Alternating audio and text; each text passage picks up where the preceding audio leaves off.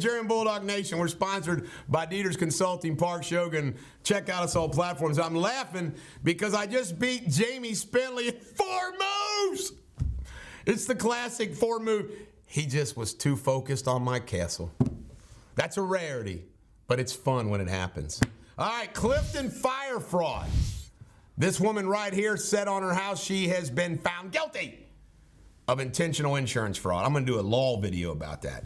Jury has the 7-year-old's death case where parents killed their 7-year-old boy. Let's hope the jury does justice. A pipe bomb was found in a Kentucky man's car in Columbus. What? Who makes pipe bombs? Hunter Plymale, he's like 25. Now, it isn't funny what he did, rape. But look at this guy. This is the substitute teacher in Pike County. When you're desperate, you hire subs like this. JCPS, that's Jefferson County Public Schools. Kevin O'Donnell, this coach and teacher, online behavior, misbehavior, trying to entice. Shame on you, Kevin. Kentucky mom who shot her 2 kids says it was all an accident. Yeah. $300,000 stolen from Lowe's by this guy with fake accounts. Set up accounts, I guess, then this is what happens. Zakiria Davis, pictured right here, has been charged with the murder of the Fairfield car shooting. He's in Kenton County Jail. In local news, Jewish hospital had a bomb threat that was just that, a threat. There was no bomb. Apartments are going to be built behind the Kenton County Fiscal Court building down in Covington. I'm sure the Wessels will get the job. Tax incentives for the drawbridge. Corporate welfare. This is the drawbridge site. All right, this was a sad, sad one. And I'm only bringing it up because I saw his wife, Bonnie, posted on Facebook last night that she lost her husband. I received a message from somebody from Ashley Construction telling me that John Yeager had passed away. I said immediately, I said, did he suffer in silence? And he said yes. He battled cancer, and it was very brief. I have met few nicer gentlemen than John Yeager. John Yeager was the epitome of a good guy, a sincere, genuine good guy. I got to know him. I always knew John, but I didn't know him well until 3 years ago. He built our new home. His company, Ashley Construction, built our new home. And my wife and I got to know John much better. And he was a class act. Some more things I want to say about John. He was, and I want to make sure I apologize to the family if I get the war wrong. But I think it was Vietnam. He was a pilot, a battle pilot, flew missions in Vietnam. And he never, ever spoke about it. I found that out like 2 years ago. And I was like, wow. He built a successful building business with Kreutz-Chans, and Ashley Construction is just an amazing company. They do commercial, they do residential.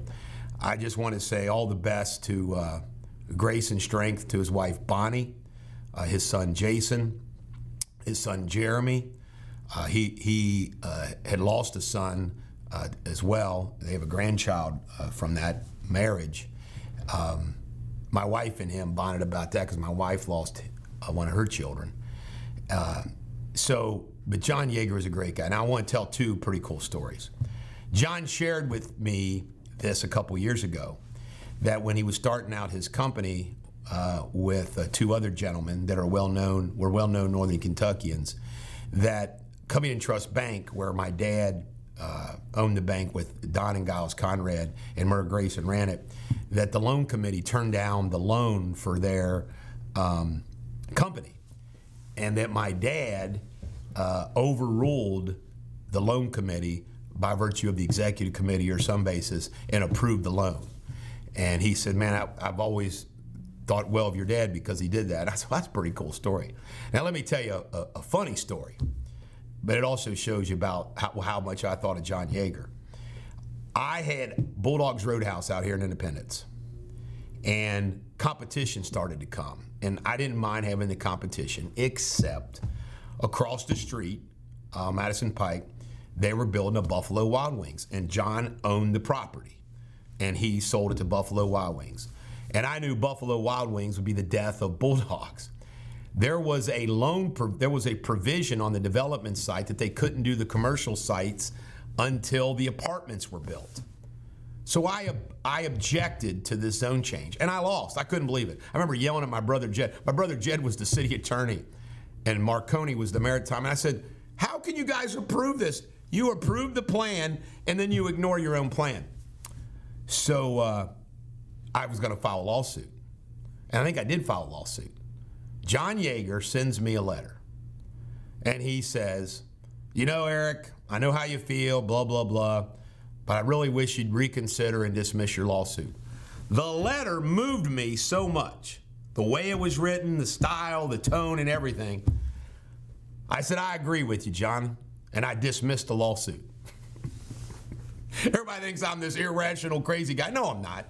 I am as rational as they come. I'm the most rational person on earth. And John Yeager, so when we did not shop, we chose Ashley. We chose Ashley. John reminded, I had forgotten the story. John reminded me of that. He goes, I always appreciated that you dismissed that case. I said, God, I remember that. And I went back and found the letter. But Northern Kentucky, Cincinnati, the world lost a very good man in John Yeager. Miss you, John. We love you. All right, Sawyer Point. Cincinnati is going to fund some improvements down at Sawyer Point. Bill Geisen. Okay, I hate big law firms, and I hate Stites and Harbison because they're the law firm that represents the Kentucky Bar Association. But I like this guy. Bill Geisen and I go all the way back to Dieters, Benzinger, and Lavelle days, playing softball together. He's one of the good guys, and he's a construction law expert, and he won an award called the Diversity in Law Institute Award. And I usually make fun of these awards, but I'm not going to make fun of this one because I like Bill Geisen. Congratulations, Bill Geisen. All right, this is big news.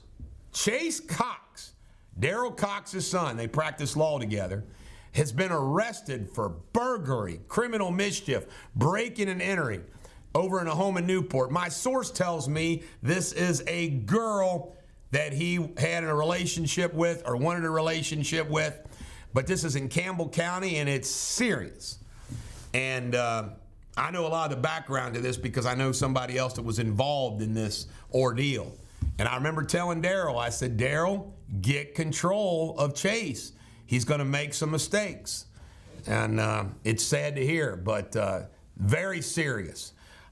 Kentucky news. Kentucky report cards and education are awful, particularly in reading. Same old, same old. Jefferson County Clerk says this coming year, a couple months are going to be off as they redo the license plate format. In Ohio news, the names of the crash victims, they deserve to be honored. John Mosley, 18. Jeffrey Worrell, 18. Caitlin Owens, 15. When I look at those pictures, I want to weep. It is beyond sad. Dave Kennett, 56. Christy Gaynor, 39. Shannon Wigfield, 45. General Electric is leaving the banks. Not good. There was a story from WCPO last night that Durrani cases make up 12% of all Hamilton County filings. Is that not unfreaking believable? And the City Railway had their meeting. Guess who's on there? Mallory and Company. Can you imagine the corruption going on where the railway money is going to be distributed? This is the Bulldog. Every dog has their day. Have a great day.